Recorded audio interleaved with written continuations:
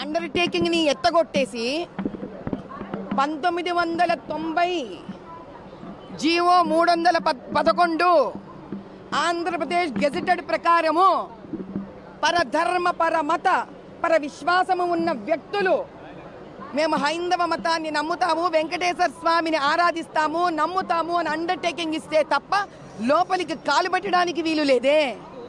దాన్ని నువ్వు సెప్టెంబర్ 2020 రోజు నీ చిన్నాయన అయిన సుబ్బారెడ్డి ఎట్లా తొలగించినాడు? అండర్టేకింగ్ ని తొలగించిన నీకు మా వెంకటేశ్వర స్వామి మీద నమ్మకం ఉన్నట్టు ఎట్లా నమ్మమంటావు? ఈ అండర్టేకింగ్ ఈరోజు నువ్వు సంతకం పెడతావా? కింద నుంచి నడుచుకుంటూ పోతావా పైదాకా? మరి 18 సార్లు నెయ్యి బాగలేదని రిజెక్ట్ చేస్తేవే, మరి అప్పుడు చంద్రబాబు నాయుడు గారు లాగా నువ్వెందుకు బయటకు వచ్చి చెప్పలే? 18 సార్లు రిజెక్ట్ అయింది, ఈ రిజెక్ట్ అయిన దాంట్లో ఇవి ఉన్నాయి కాబట్టి వెంకటేశ్వర స్వామిని ఇప్పుడు మనం పవిత్రం చేయాలి, హోమాలు చేయాలని ఆ దినం నువ్వెందుకు బయటికి రాలే? ఆ దినం నువ్వెందుకు మెట్లెక్కిపోలే?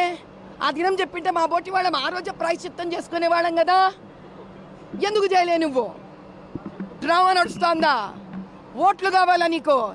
ఇంకొకసారి రాజకీయాన్ని భక్తిని కలిపినాడా ఎవరన్న పొలిటీషియన్ నాలాంటి వాళ్ళు అనంతమై వస్తారు మీ దగ్గరికి. వెంకటేశ్వర స్వామి దిగొస్తాడు. అసలు ఆ అప్పని తిరుపతి దగ్గర కూడా రానికూడదు. ఎంత పాప ప్రక్షాళన చేస్తాడంట. చర్చిలకు వయ్యి చేసుకోమని చెప్పు.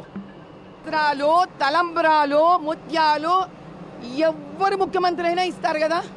రేపు నువ్వైతావప్ప ముఖ్యమంత్రి, నువ్వు తీసుకుపోవాలి కదా. మీ భార్య మన వచ్చిందా? మీ అమ్మ వచ్చినారా? మీ పరివారం ఏమన్నా వచ్చిందా?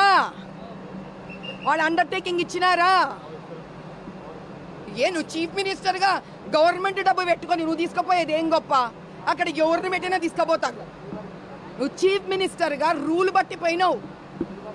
హిందుత్వాన్ని నమ్మి గౌరవించి పోలే నువ్వు. అర్థమైందా? చీఫ్ మినిస్టర్గా నేను చేసిన అంటావేంటి? పక్కన పెట్టండి.